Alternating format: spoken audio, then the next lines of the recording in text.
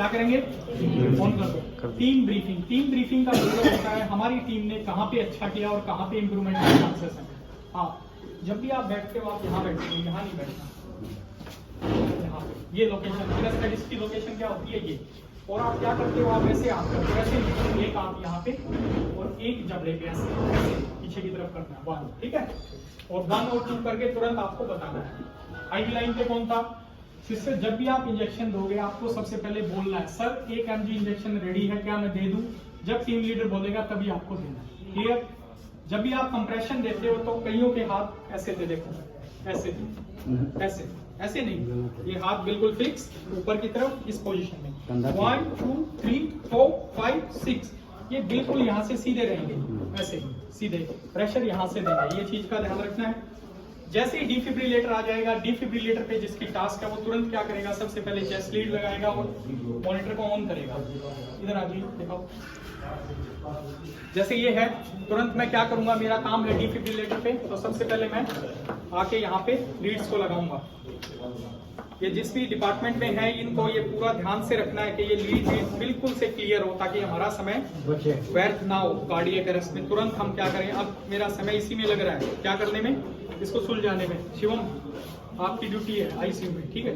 तो इसको निकाल के आपको सबसे पहले ये चीजें रेडी करनी है टेप लगा के, ताकि ये उलझे नहीं, और तुरंत हम पेशेंट की चेस्ट पे लगा दें। चेस्ट पे लगाते ही तुरंत हम करेंगे स्विच ऑन। क्या करेंगे, स्विच ऑन करते ही मशीन हमें बताएगी हमें शॉक देना है या नहीं देना है। इसमें रिदम आएगा, तो 4 तरह के रिदम होते हैं, 2 में शॉक देना है, 2 में नहीं देना है। तो तुरंत हम क्या करेंगे, एनर्जी सेलेक्ट करेंगे। अब बताया मैंने बच्चे का है, तो बच्चे में 2 जूल पर केजी, 20 किलो का बच्चा है तो कितना शॉक देंगे, 40 पहला शॉक। उसके बाद 2 बढ़ते जाएंगे, जैसे पहला 2 जूल का था, तीसरा दूसरा 4 जूल, 2 4 6 8 10 से ऊपर नहीं जाएंगे। तो अगर कोई 6 किलो का बच्चा है तो उसमें कम से कम जूल कितना रहेगा, और ज्यादा से ज्यादा 10 टाइम्स।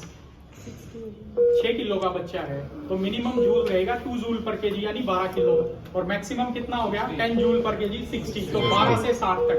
तो पहला चलेगा हमारा 12, दूसरा चलेगा हमारा 24, 12 का पारा, 12 दूनी 24, 12 तिया 36, 12 चौका 48, 12 पंजे 60। इससे ऊपर हम नहीं जाएंगे, क्लियर। इसके बाद हमें यहाँ पे चार्ज है, अभी ये सेलेक्ट हुई एनर्जी, अब मैं दबाऊंगा बटन चार्ज,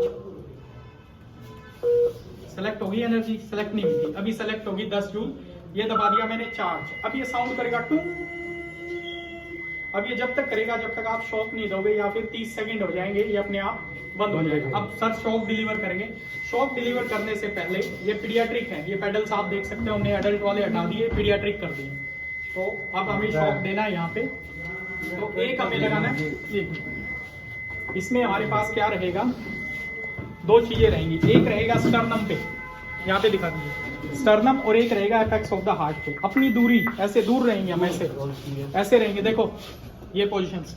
फिर सर बोलेंगे stay clear, clear everyone, delivering shock on 3, 1 2 3, shock cancel. Shock cancel होते ही तुरंत ये वापस जाएंगे और यहाँ पे सीपीआर कंटिन्यू हो जाएगा, ये है।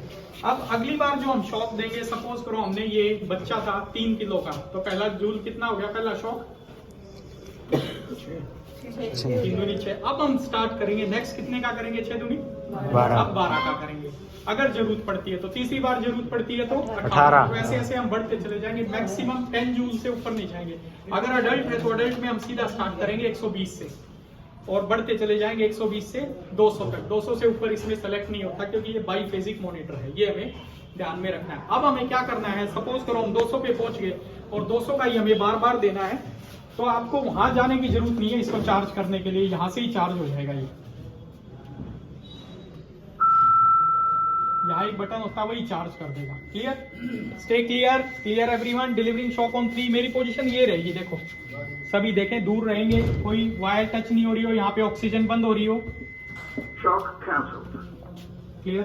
अब मुझे 200 का ही दोबारा देना है तो दोबारा यहीं से चार्ज कर सकता हूँ। अगर मुझे एनर्जी बदलनी है तो मुझे यहाँ जाना पड़ेगा, यहाँ पे जाना पड़ेगा, और यहाँ पे जाके फिर अडल्ट में हमें ये पैड लगाने पड़ेंगे। सबसे मोस्ट इंपॉर्टेंट चीज हमें क्या याद रखनी है, शॉक देने से पहले पैड पे जली लगानी। क्या लगानी है, जली लगानी, एक चीज। दूसरी चीज, ऑक्सीजन बंद होनी चाहिए, और ये किसका काम है, जो एयरवे पे है, आपका काम है डिफिब्रिलेटर वाले पर्सन का काम नहीं है कि अभी वो चेक करे, आपको ध्यान रखना है शॉक देने से पहले चेक हो।